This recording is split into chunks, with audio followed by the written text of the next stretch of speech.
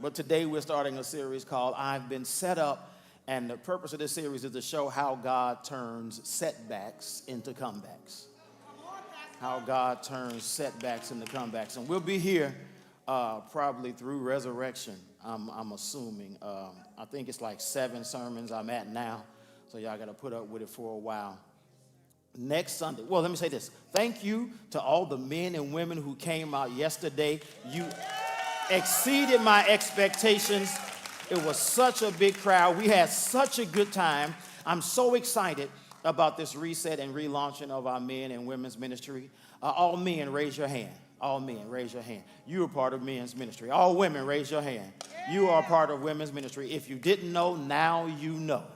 So as we start to talk about men and women's ministry, you're invited. It's going to be great. I'm so looking forward to what we're going to do. And I said yesterday, and I'll say it again, men's and women's ministry are not just Bible classes. We can't just get together and study the Bible. We have to learn to do life together. Can we study? Yes, but it needs to be balanced. As much word as we get, we need to have fellowship. Because some people know the word, they're just lonely. Some people know the word, they just need a friend or two. Some people know the word, they're just grieving. Some people know the word, they're just depressed. You can know the word and the devil can still attack your life. And so we need to make sure we have relationships because we are better together. And that's what we have to figure out. So we're going to do all kind of stuff. And whatever we do, we're going to do it together. And it's going to be fun. We're gonna love life. And we're going to do stuff that, we're going to have fun. We're not going to do what the old church used to do. We're not just going to come together and play Bible bingo. We can play spades and still go to heaven. You can play dominoes and still go to heaven. Y'all act like you can't. Some of y'all can't play dominoes, so don't. I don't know how some of y'all play Uno if y'all going to heaven, though, because some of y'all be cheating. Making up rules. I ain't calling no names, Sister Herbie. I'm just saying. People make up rules as they go along. Let's get into this sermon time today. Today we're talking from this subject, all access. Let the church say all access. We're going to be in Luke chapter 5. Remember, this is the series. I've been set up, and today's sermon is all access. One thing that we all have in common is this. Everybody has problems, everybody has trials, everybody has difficulties, everybody suffers losses, everybody has failures, everybody makes mistakes, and everybody suffers setbacks.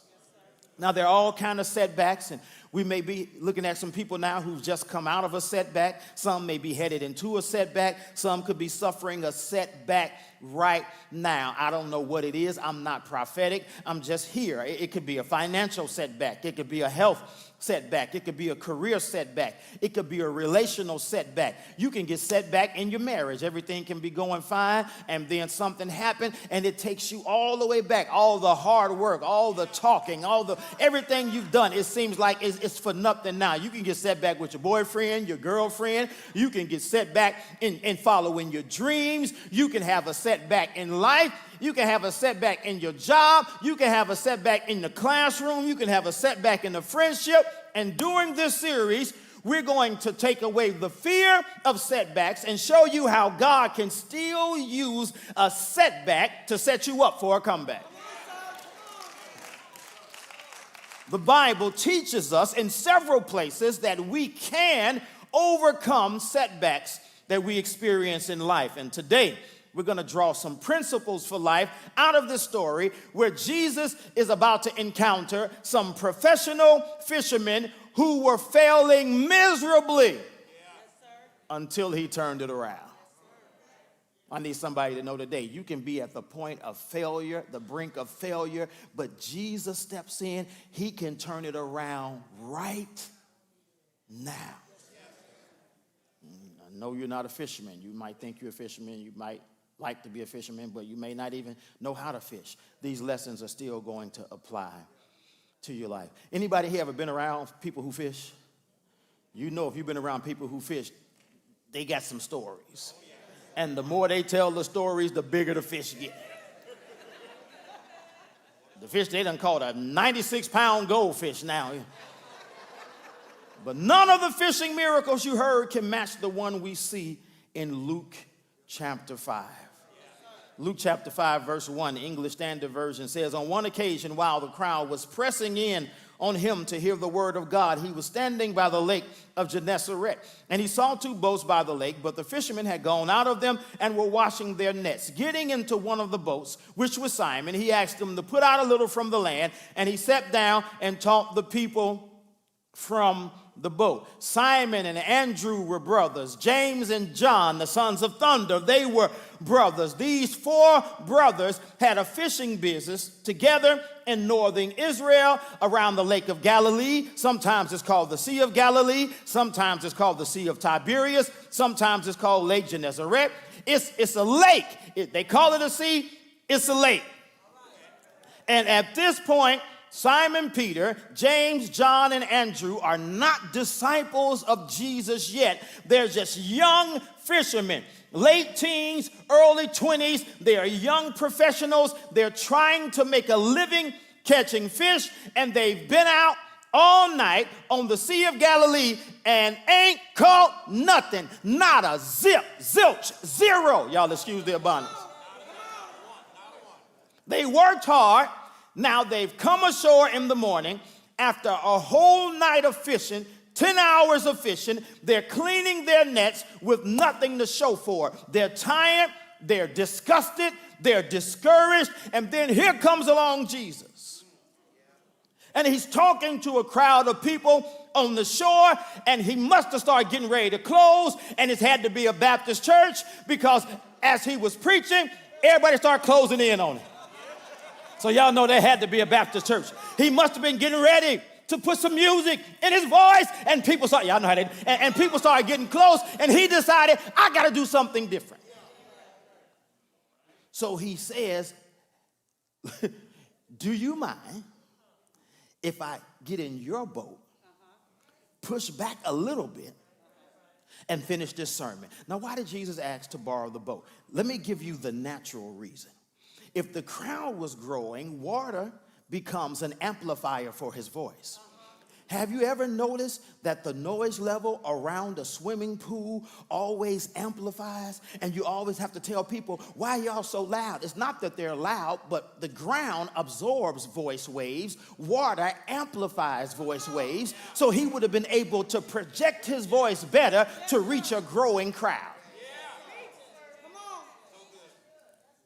So now he's speaking to thousands. He's using the water as his monitors.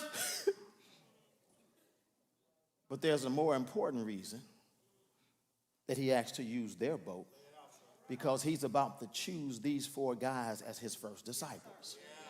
He's about to ask them to leave everything they know behind and follow him. So he says, let me use your platform to perform a miracle that I can make personal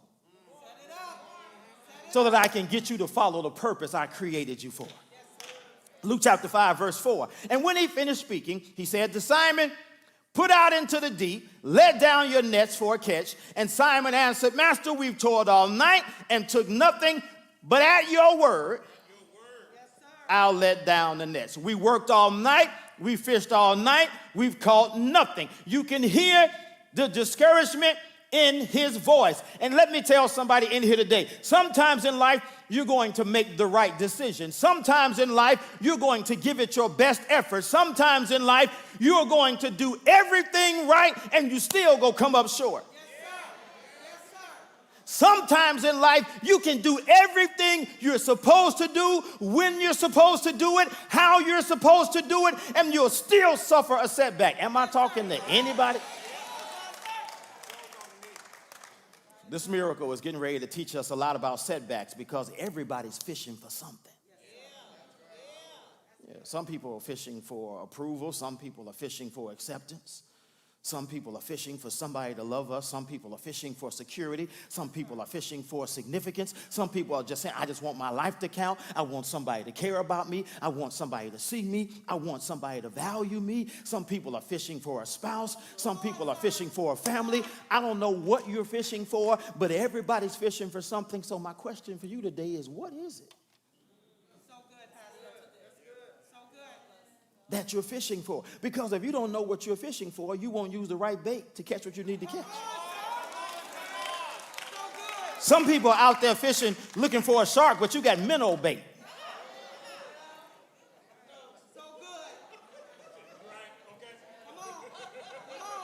I know women fishing for a man, but they got mama's boy bait. Y'all got quiet. Y'all know the quieter y'all are, the most stuff I think of. Bet y'all will say amen now. I know men looking for a woman, but you got mama on your mind. That's the wrong bait. You're a grown man. Pick your own clothes up. Put your own dishes in the sink. And while you're at it, put some lotion on your little ashy hands and elbows. Nobody wants you hugging them with them sandpaper hands all around them.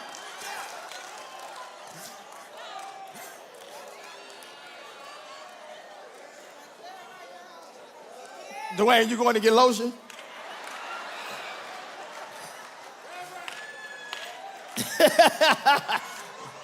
Ooh, I'm going to pay for that one. So, Jesus.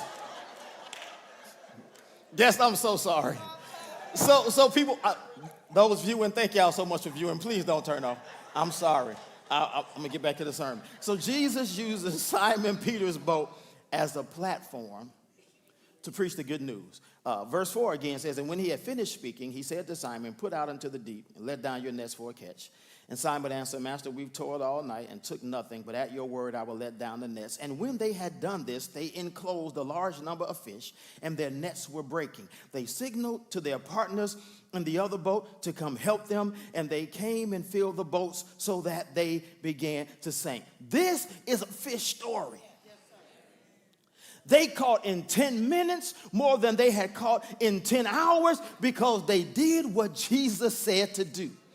How do I turn a setback into a comeback, T? It's easy. Do what Jesus tells you to do. This is called, I want to call this a miracle of acceleration. It's when God speeds things up. Somebody right now, that's what you need. You just need God to speed it. You need God to microwave your miracle. You don't have time for it to. Am I talking to anybody? You need God to heal right now. You need God to touch right now. You need that door open right now. Now, you need to understand this principle of acceleration. And when you do, you won't get anxious about anything. Yeah, I've been waiting a month. You've been waiting 2 months. You've been waiting a year, 5 years. It doesn't matter because you know God can do more in 10 minutes than you can in 10 years if you do it like he tells you to do it. So let's just look at what they did so we'll know what we need to do so that we can see God work. You know, anybody need a comeback real quick about anything? All right. Just want to make sure I'm talking to the right people. So the first thing I need to do is make sure the master has access. That's the first point. We're on the outline now. The first thing I need to do is make sure the master has access. Let the church say access. If you're online, just type access in the chat. Verse 3 says, getting into one of the boats, which was Simon's, he asked him to put out from the land, and he sat down and taught the people from the boat. If I want to go from emptiness to fullness, I got to get Jesus in my boat. Yes, sir. Yeah, I just got to he's got to get on board. All aboard! Yes, sir. That ain't really a ship though, huh? That's a train. But y'all know what I'm saying. Now, don't overlook this. Look at this text. They're in the same lake, same boat, same nets, same fishermen, same fish. The difference between nothing and too much is Jesus. Yes, sir. Yes, sir. Yes, sir. The whole difference from them being empty to overflowing is this time they've got Jesus in their boat. He butted in their business. Sometimes his intervention comes before your invitation. Yes, sir. Yes, sir. So good. Because you don't realize how much you need it. There's some places in our life where we think we got it and don't need God to step in. So he has to just butt in sometime to remind us you can do all right by yourself. But with me, all things. I'm a movement by myself, but I'm a force when we're together. Because you make me. Come on and be R&B today, church. Y'all get what I'm saying. So good. So, what's your boat?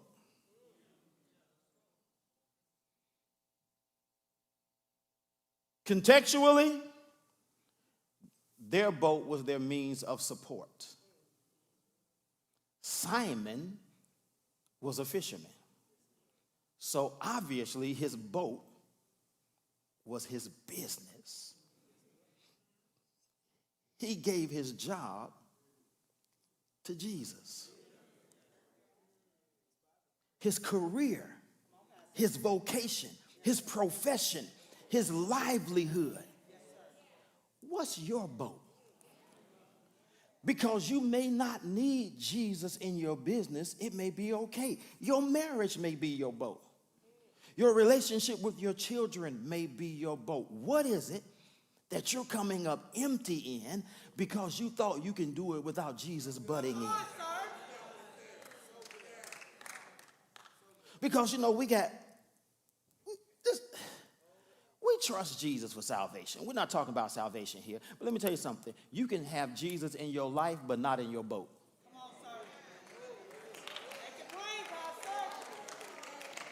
Y'all gonna be louder than this watching the Super Bowl. Y'all get shady with me.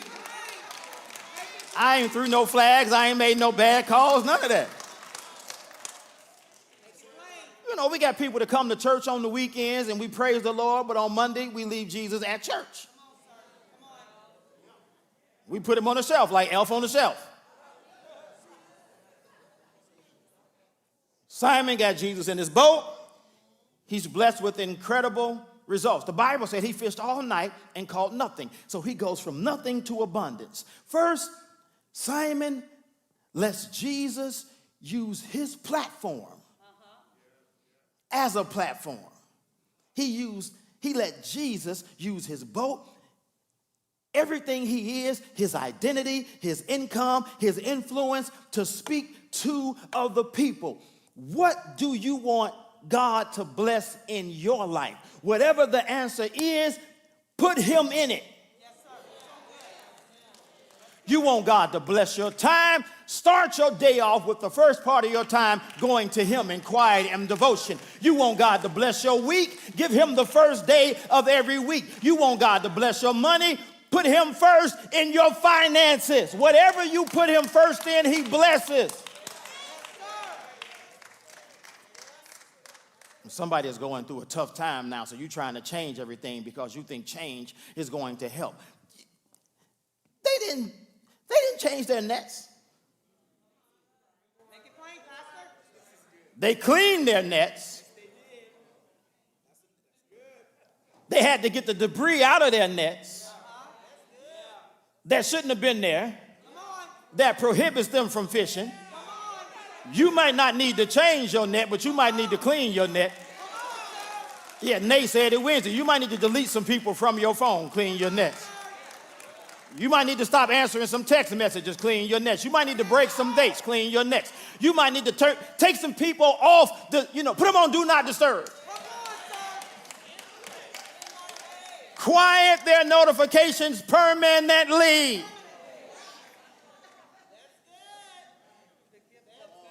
They didn't change their nets. They didn't change their boat. They didn't change their business partners. They didn't change their location. You don't need to change spouses. You don't need to change. Change where Jesus sits.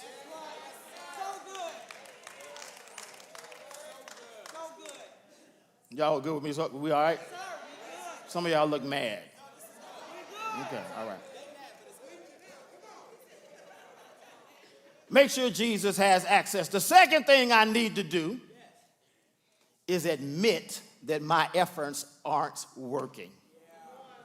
This is the tough part right here. I got to admit, I'm not as smart as I thought. I'm not as good as I thought. Verse 4, and when he had finished speaking, he said to Simon, put out into the deep, let down your nets for a catch. And Simon answered, Master, we toiled all night and took nothing, but at your word, I'll let down the net. I almost feel like this was a disclaimer. He said out loud, hey man, you said go out here in the deep in the daytime. We've been fishing all night and ain't caught nothing. Because you said it,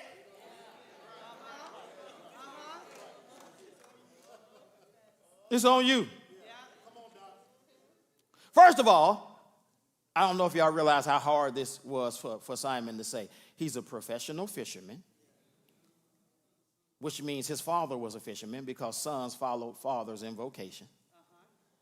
They're not amateurs. He's not a weekend fisherman warrior.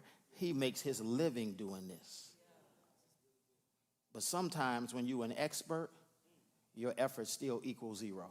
Come on, sir. Come on, sir. Somebody right now has experience at a job or a career, and right now your efforts. Somebody right now been married 20, 30 years, but it just seems like there's a strain. You've been doing what you've been doing for a long time, and you've seen success, but right now it's coming up empty. He has to identify himself as a failure. I've tried. I did everything I know to do, and I know everything to do. But I caught nothing. You know how people go judge him? It's like now LeBron getting back on the court and not scoring the whole game. But you got the title, but sometimes our best just isn't good enough. Some situations are intentionally out of our control. We can't control the economy. We can't control the weather. There are a lot of things we can't control that affect us. We can't control other people. We can't control diseases. We can't control the aging process. Most of the major things that have an effect on us, we can't control. What can we do about the prices of eggs? What can we do about gas prices? What can we do about the rising cost of electricity? They're trying to hold us in the corner. You want to run the gas up? We'll get electric cars. You want an electric car? We'll raise the price for electricity.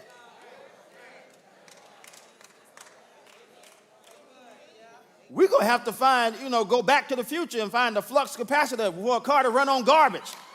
Old banana peels and Alpo cans, and we out of luck.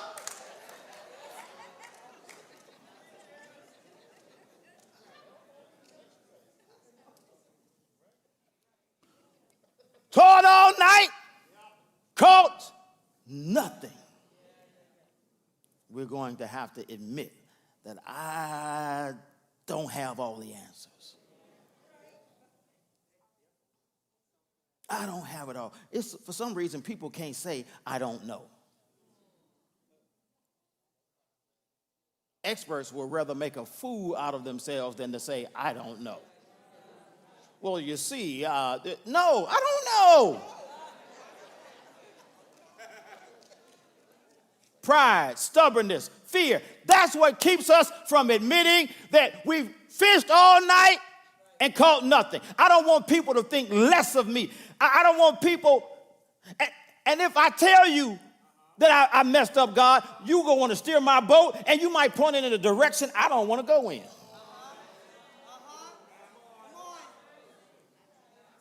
I don't want to go back to the deep. They already laughing at me because I didn't catch nothing. But now you're going to send me back to the deep water in daytime when you don't catch fish in deep water in the daytime. You catch fish in shallow water at night, and I know that.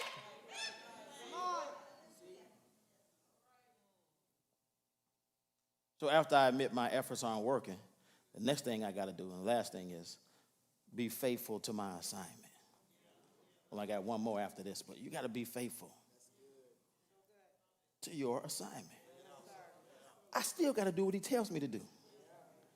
I got to be willing to obey the Lord even when it appears stupid. Because that just doesn't make sense. It makes faith, but it don't make sense. I do what God tells me to do when it doesn't make sense financially, emotionally, or relationally. If it's illogical, if it's irrational, if I'm confused, if I'm scared to death, I still do it because he said so. Luke chapter 5, verse 5, and Simon answered, Master, we toiled all night and took nothing, but at your word, because you said so, I'll let down the nets. We've come up empty, but because you said so. The key to your miracle may be taking God at his word. The beginning of your comeback may be as soon as when you can say, cause you said so. I don't know about you. I don't know about these miracles, but that kept me alive. Because I had to do a lot of stuff because my mom and daddy said so. If I can do stuff because they said so, surely.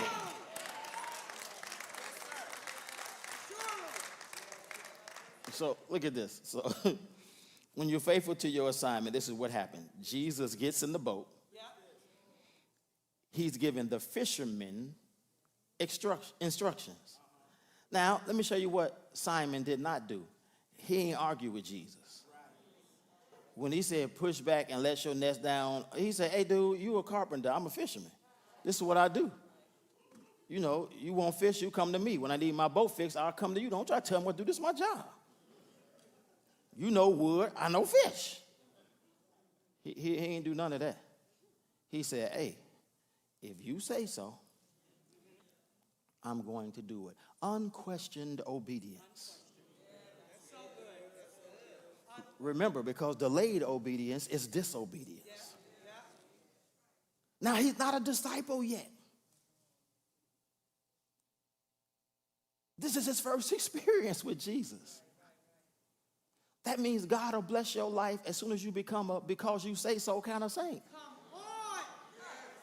I don't understand it all, but because you say so. It doesn't make sense, but because you say so.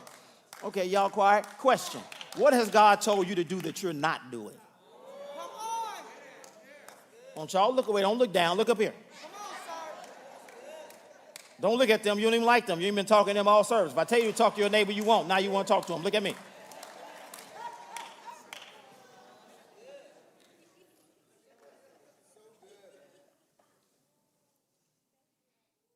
Jesus calling Simon involves three things: the when, the what, and the where.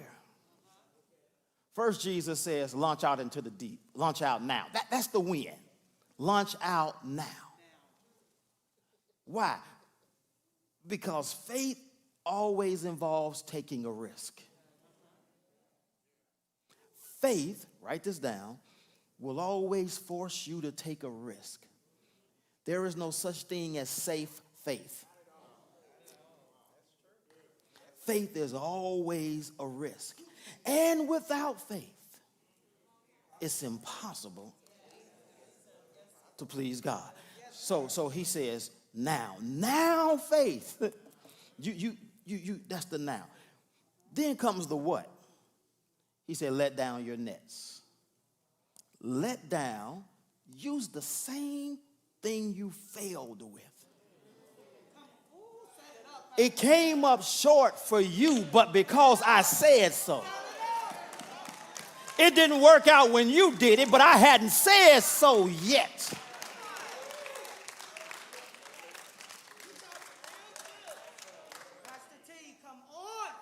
Then comes the where. Launch out into the deep water. Why in the deep water? Because that's where the best fish are. Big fish don't swim in shallow water. They swim in the deep water, and most people live their lives in the shallows of life. Most people I encounter live by what I call baby beach faith. You know, you want just enough Jesus to bug you, but not to bless you. You know, folks that get in the water at the beach up to their ankles and it get too cold and I'm going to just stand here. You just want to be bugged. You don't want to be blessed. They never get in over their heads. They live at a superficial level. You need to be deep enough in the word that you need a lifeguard to rescue you.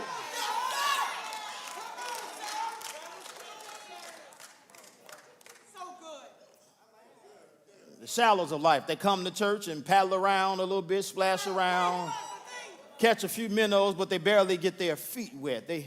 They're afraid to get in over their head. Why are they satisfied with the shallows instead of the deep? Because it's safe. Ain't no big waves in ankle deep water. Your boat can't get rocked in ankle deep. Your boat can't even sail in ankle deep water. It's not risky. It is risky because you're risking missing that all God has planned for you. Yes, sir. You can't sail if you're afraid to leave the shore. So good. Tell somebody it's in the deep. Maybe God is allowing this setback in your life right now to force you in the deep water. Why would he force me in the deep water? I can't swim. That's all right. When you in over your head, it's still under his feet. You better say so. You better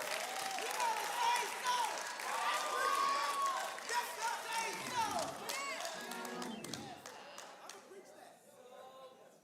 so. Obeying Jesus when it doesn't make sense may feel like the scariest, riskiest, most dangerous thing in life to do, but it's the safest thing to do because you got him on your boat. I'm about done. The last thing I need to do before he turns my setback into a comeback is this. This is good. Expect the master to turn it around. If God tells you to go fishing, then gets in your boat and comes along with you, then points out where you ought to sail to, then tells you where to drop your net, you better expect to come up with more than you ever had before in your life.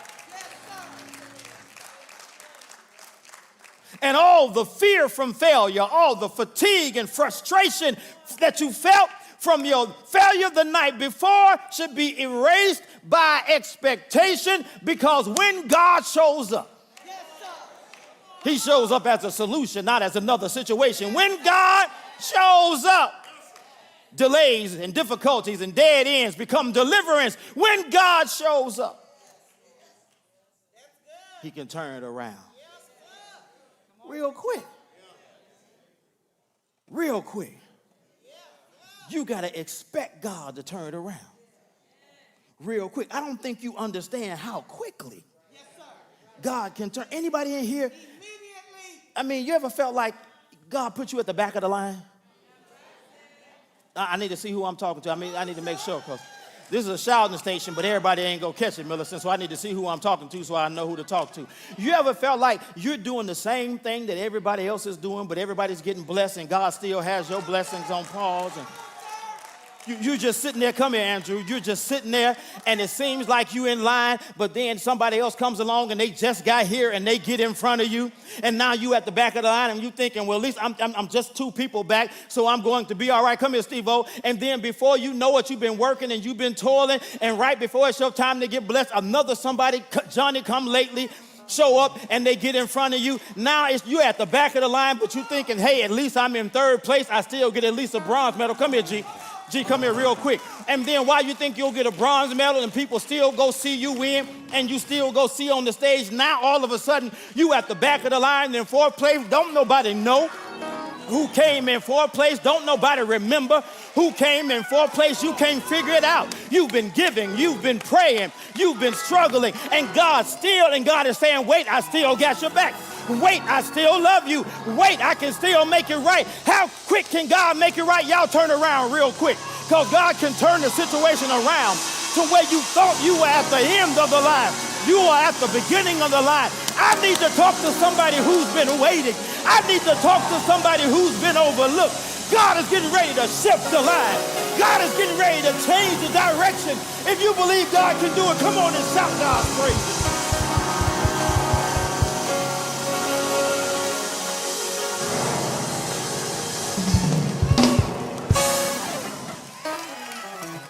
Look at somebody and tell him it's turning around.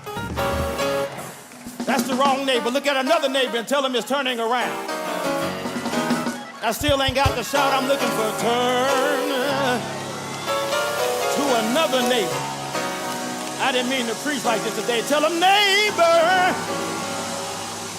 it's turning around for me. Yeah. Yeah. Yeah.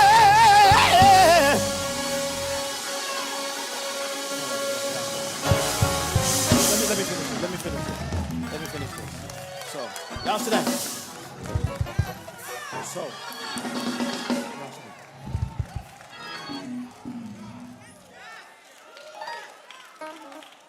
here's the good part.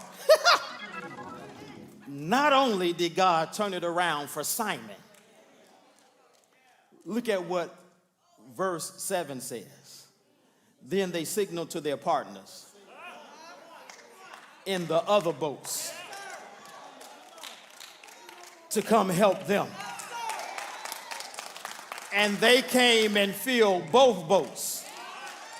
And they were blessed so much the boat was about to sink. God can bless you so good that even the people connected to you, God, you can live in the overflow. I need some people right now that's ready to live in the overflow. God ain't just gonna bless me, he's gonna bless my sons. He's not just gonna bless me, he's gonna bless the grandchildren I ain't got. He's not just gonna bless me, he's gonna bless my neighbors because they live around me. He's not just going to bless me, my whole block is going to be blessed. My neighborhood is going to be blessed. Everywhere my feet touch is going to be blessed. I'm coming to walk through your house so you can be blessed. I'm coming to walk through your job so your job can be.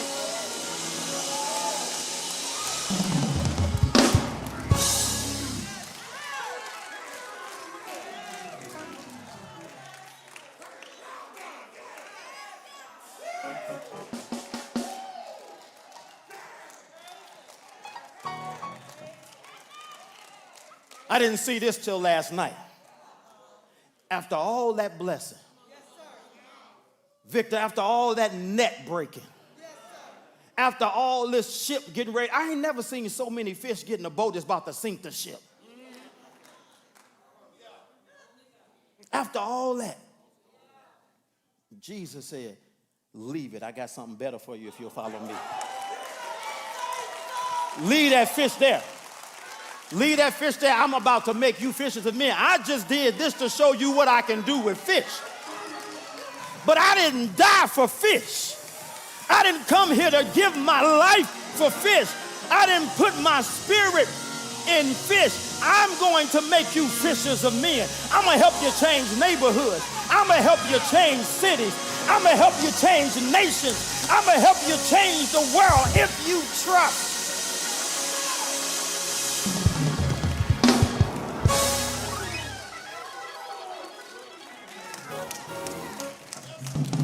I asked myself last night, how do you explain better than net-breaking blessings? How do you explain better than ship-sinking blessings?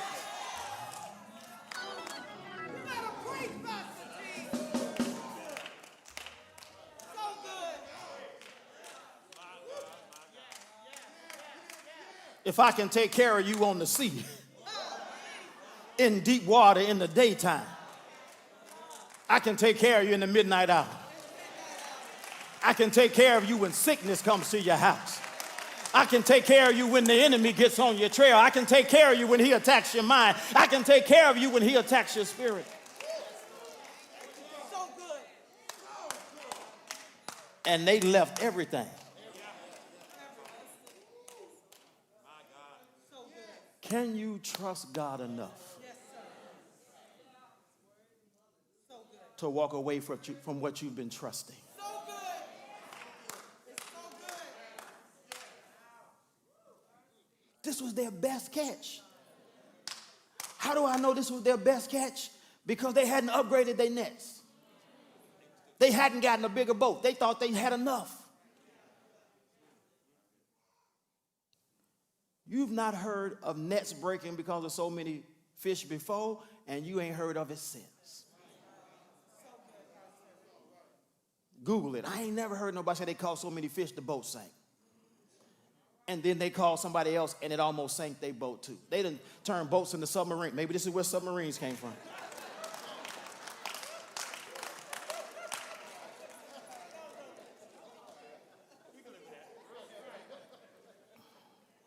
We had the army of the Lord, now we got the navy of the Lord.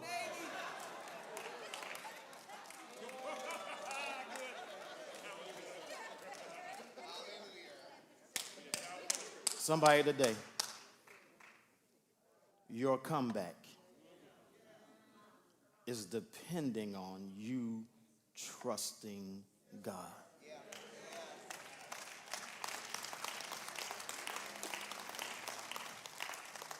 Not trusting Him when it makes sense, trusting Him when it doesn't make sense. Trusting Him when you can't figure it out. Trusting Him when it doesn't pencil out. Trusting Him when it's unfamiliar. Trusting Him when He changes your program.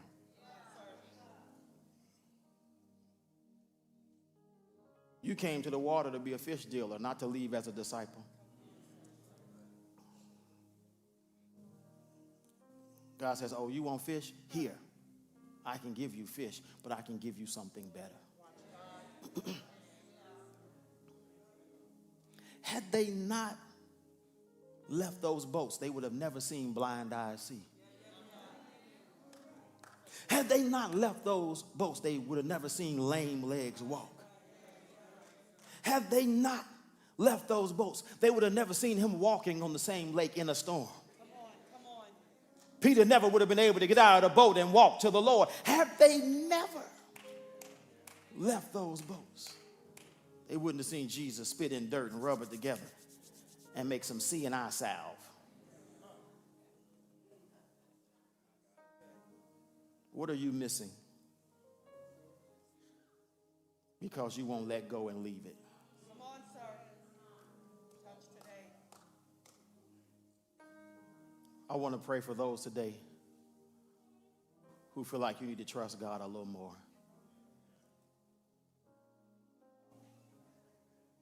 This is your moment. This is your hour. This series, this is the challenge right here. It's starting today.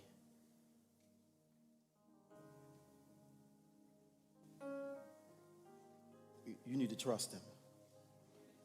It's simple. I want you to watch your step, but I want you to step out of the aisle. Come down closer. I promise you I'm going to pray quick.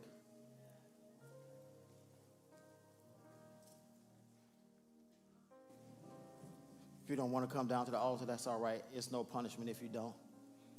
When I get ready to pray, it's going to reach you too. I don't know how far my prayers go, but they reach to the back though.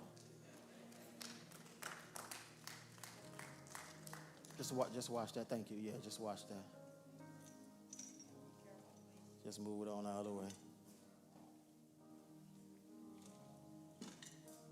Pop titty, I got you. I got you.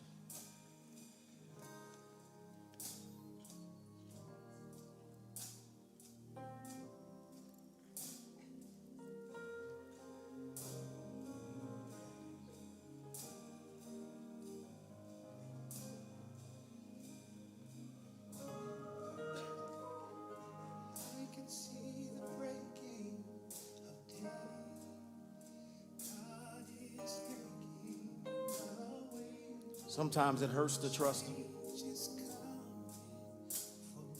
It's scary to trust Him. Sometimes it's scary because God isn't going to change His mind. He isn't going to undo what's been done. But He's going to make it all right.